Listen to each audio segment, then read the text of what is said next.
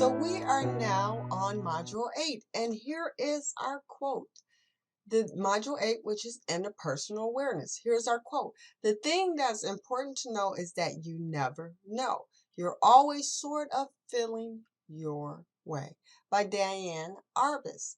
Now, in reference to Module 8, dealing with personal awareness, it states, as you develop a greater degree of self-awareness, you will also become more aware of the dynamics at play in your interactions with others. However, this awareness doesn't always go two ways. When you have a greater awareness of thinking, of learning, and personality styles, you also have a responsibility to be more adaptable in your interactions with others. So addressing different thinking styles.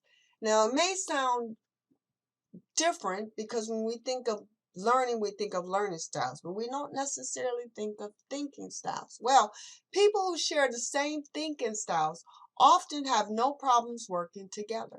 If both people are global thinkers, then they will appreciate each other's willingness to see the bigger picture. However, when one person thinks differently from the other, this different thinking style can not only seem foreign, but irrelevant. However, these differences in thinking styles can, and with the right approach, complement each other.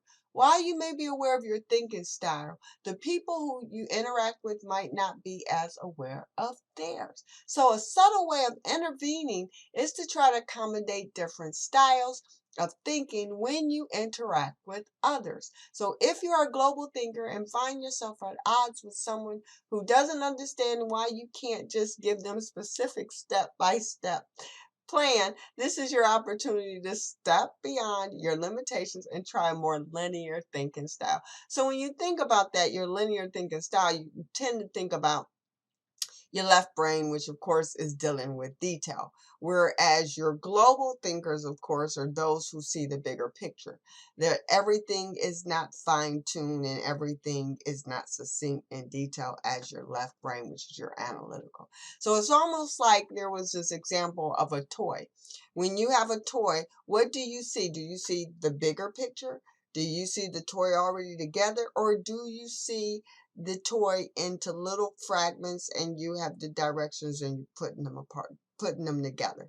So your global thinkers are those, of course, who may see things from one perspective of seeing the bigger picture, of seeing it from a whole, whereas your analytical linear one and thinkers see them from step by plan. So my sister is more of a left brain, and myself, I'm more of a global thinker, which is more right brain, is where your divergent thinking comes in, and where all of those ways of getting information from not just a black and white, right? That things is there's one solution or one method to solve a problem or issue, whereas your divergent thinker see things from a grander scale of your reds, your greens, your blues, and your oranges. And that's what tends to happen with your thinking. So if you are someone who thinks in that global way, and then you have someone who is much linear, then you're always going to not look at each other, look through each other's eyes. So the main thing is to be able to understand and come to some agreement. Then that way you reach out to that person and they reach out to you. So then they have a better understanding of how you think, and you have a better understanding of how they think. So with that, there comes then you have addressing different learning styles. And of course, we all have our own styles, right? So of course, when you're thinking about it, you're auditory, or are you someone who needs to hear it? Or are you someone that's the visual? Do you need to see it? Or are you one of the tactile where you have to have your hands on? So when you're addressing different learning styles, it goes into metacognition. When you know how to learn, then you become a learning player, which goes into metacognition. So let's go ahead and read this and make sure that you have your student manual with you so you can just follow along. So one side effect of deepening your own self-awareness is that you might often find yourself in a position of leadership where you have to teach others or give presentations, which is a kind of teaching when you consider it. If you are an auditory learner, take steps to design presentations and seminars that accommodate their types of learning. You want to use PowerPoint and other visuals to help visual learners and find activities which allow them, your tactile learners, an opportunity to learn by doing. Now, this is one of the things that I do because I am a global instructor and I go into companies and provide change management and different software and applications, that I make sure that I find out my learners and how they learn and their thinking styles and their learning styles. So then that way I can incorporate different ideals and different techniques and instructional strategies to make sure that they understand, not only understand the information, but it is able to be retained. So with that in hand, that allows me to make sure that everyone gets what they need because we all learn in different ways, right? And so the thing about this too is that to understand that although you may be a tactile learner, you may be an auditory learner as well. That just because you have hands-on doesn't mean that that is the only way you learn. That you may actually interplay with other learning styles as well. So continuing on, you want to use PowerPoint and other visual aids to help visual learners and find activities that allow tactile learners an opportunity to learn by doing. And even as you accommodate your own auditory learning style through spoken instruction and explanations. One way to make sure you are accommodating the different learning styles is to video record your presentations before you, when you practice and during the presentation itself. This way you can study for areas where you are strong and for areas where you can improve.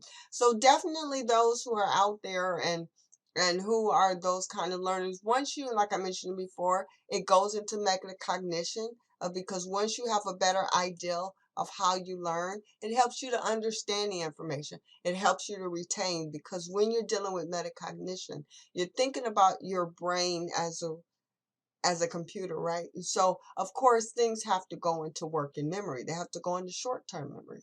So, based on, and you have 5 seconds to get that information in and to make sure it sticks.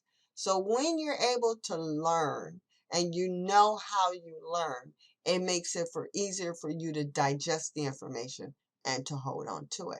So, moving right along, we are now on active listening and body language. So, another important factor in being aware of your interactions with others is being able to listen and to truly hear others. And employing the technique of active listening can help, but these are not simply tricks. In order to be effective with others, you must be truly interested in their point of view. And here are some important suggestions for how to listen more actively. And that's one of the things we always want to do. We listen, but do we really listen? Or are we just hearing or we're listening just enough so we can make sure we get our point across? So that's a part of active listening because when you're active listening, you're actually listening to the individual and you're not ready to make sure you get your point across, but you're really listening to what they're having to say and believing that their information is valid, right? So here are some examples or some strategies, suggestions to help you, or recommendations. You want to use minimal encouragers. And so what is that? So encouragers are short words or phrases that indicate to a speaker that you are paying attention to what they are saying and encouraging them to continue. And these are words, phrases, and sounds such as yes, uh-huh, go on, mm-hmm. So what happened next?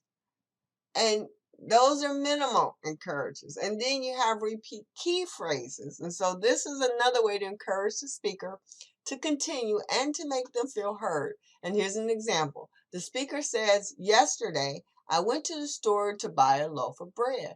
And the listener can combine a repetition of a key phrase with encourager. A loaf of bread? Okay, go on. So these are just not, I know some of these may sound corny or hokey pokey, but they actually work.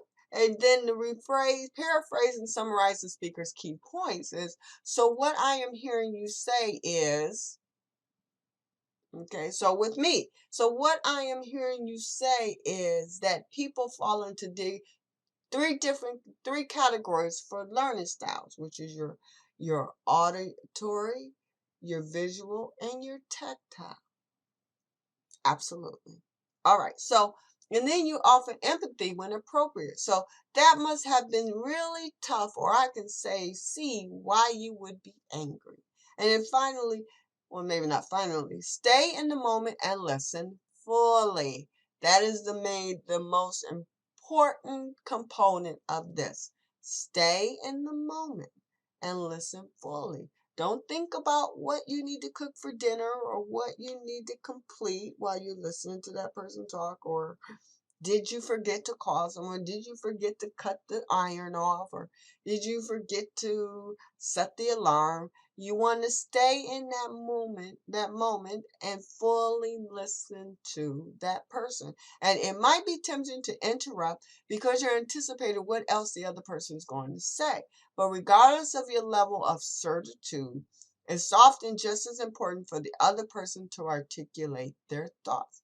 This is one reason why interruptions can be so frustrating, because though speaking, we often find our own way of understanding a situation. And that's the hardest part, right?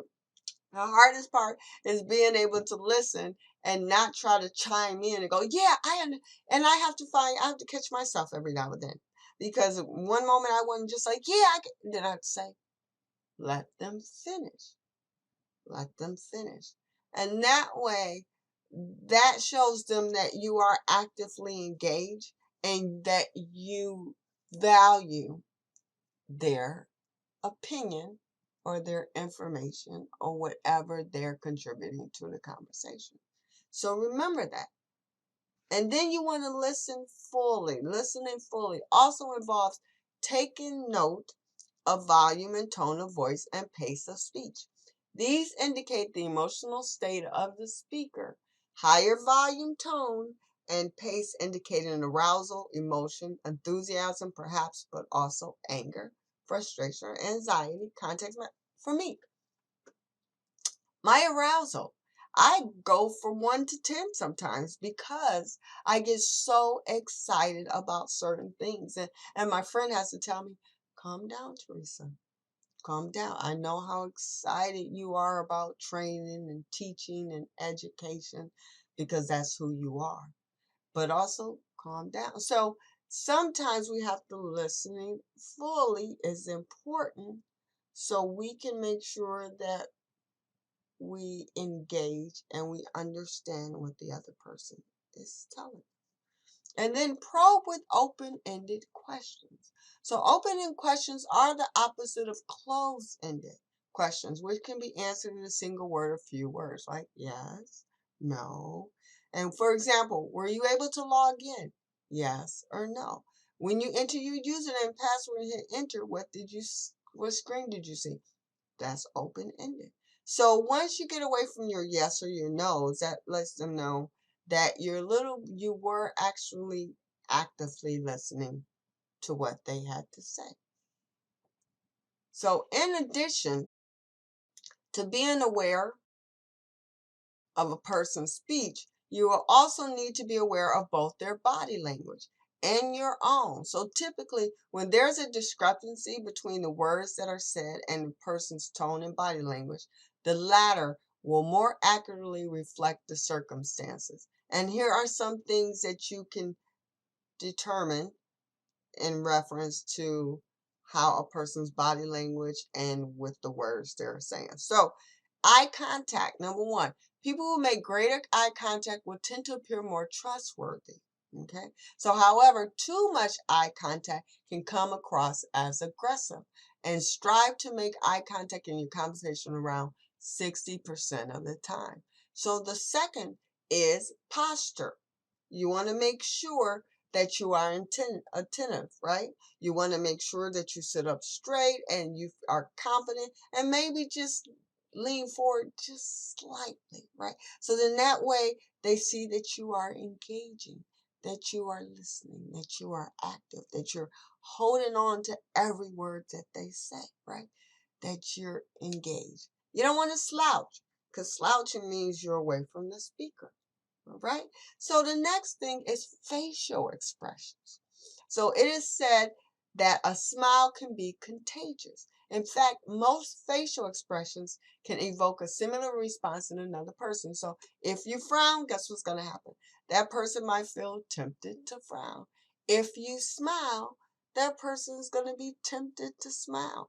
So you can also use a mirror to help establish a rapport with another person. So by mirroring the other person's own positive expressions, then they're going to come back and then they're going to have positive expressions. So it's going to be like a circle just coming back and forth, because then everything within that frame is going to be positive, because now it's almost like what came first, the chicken or the egg, right? So no one knows, because everyone is utilizing that positive energy within their circle. So conversely, you can also create a positive frame to an interaction by smiling yourself and avoiding expressions of negativity.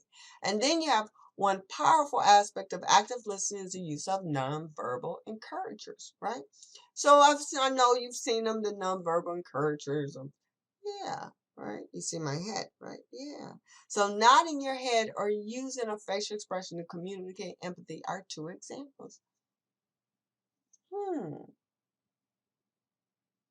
Maybe so, right?